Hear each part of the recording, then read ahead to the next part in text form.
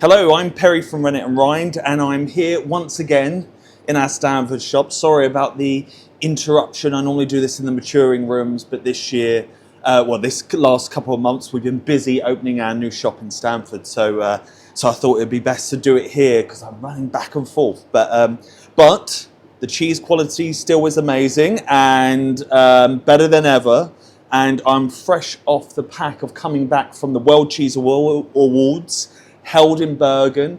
Over 4,500 cheeses judged, 250 judges from around the world whittled it down to one amazing cheese, which was a Norwegian cheese called Garstang.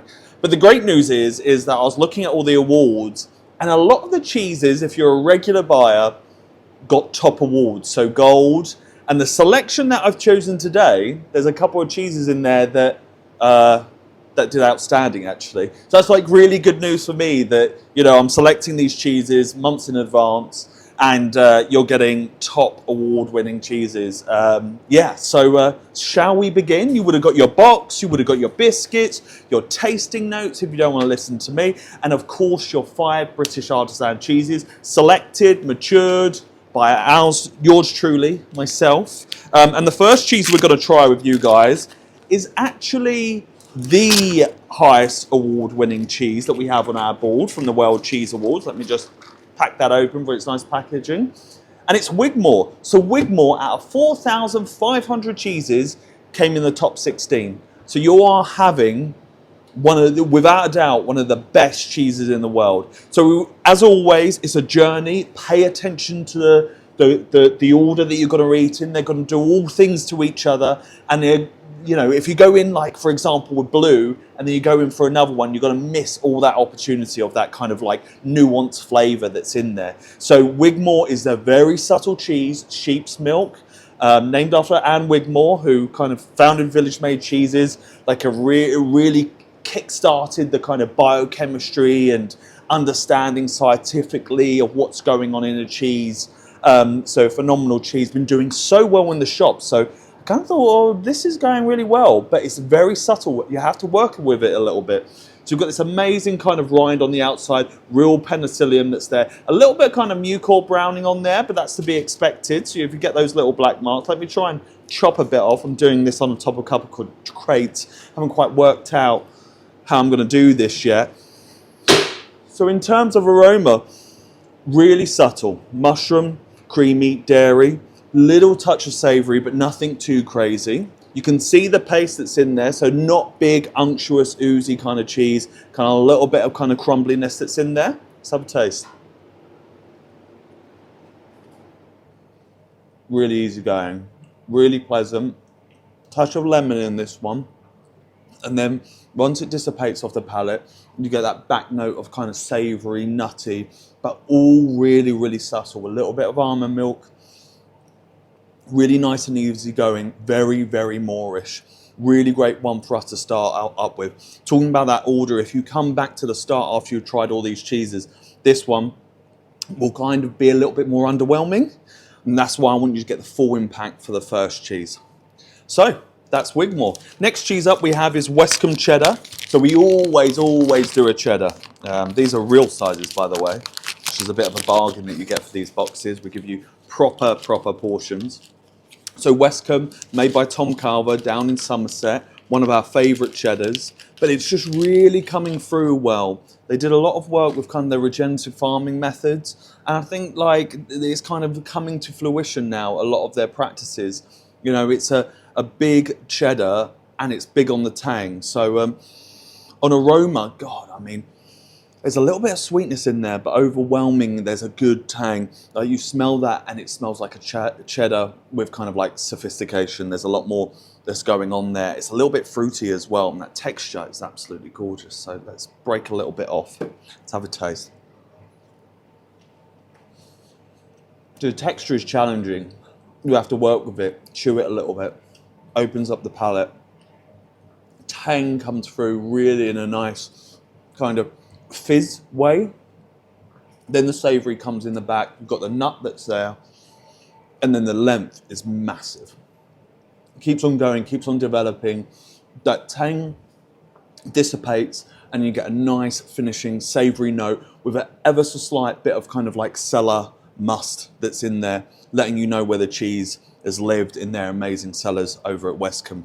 Really great cheese. Next cheese we have up is an absolute classic and has to come round every now and again, but it's a really good moment for us to kind of reset our palates, because this is what I mainly use this little one for. This is Cornish Yarg, made by Catherine Mead, and is kind of responsible for the British renaissance of cheese, like one of the cheeses, Poacher, Berkswell, which sadly is no longer with us because they've shut down their production, which is a shame. And it's covered in this stinging nettle on the outside, which gives it a really beautiful appearance against the penicillium that's there, this white and green, really pretty cheese. Aroma is really, really fresh. That's why I like it. Milk quality, you can smell that. It's very neutralizing in aroma and in taste, and that's what we're hoping for. Let me cut off a little bit down here. Not getting much from that nettle. I always think it's more of a visual thing than a flavour thing. Good textural difference. At rigidity, a little bit of sponge, nice degree of crumble. This one's slightly drier than usual, which makes it really, really interesting. Really, really neutral. It's got that territorial, Wensleydale, Cheshire, that kind of element, which is really mineral and really quite like kind of aqua. You know, when you trace these big flavours that are in here, this is really, really cleaning. And you've got that kind of touch of herbaceousness, I'm guessing from the nettle that comes in. Just at the end, grass, really, really fresh. Such a great cheese. I mean, like, hats off to Catherine Mead. Like, such a remarkable thing to achieve in the cheese industry for what she does. Next cheese up, a mystery cheese box exclusive, which this cheese, I believe, achieved gold at the World Cheese Awards. Made by Mario in Otley.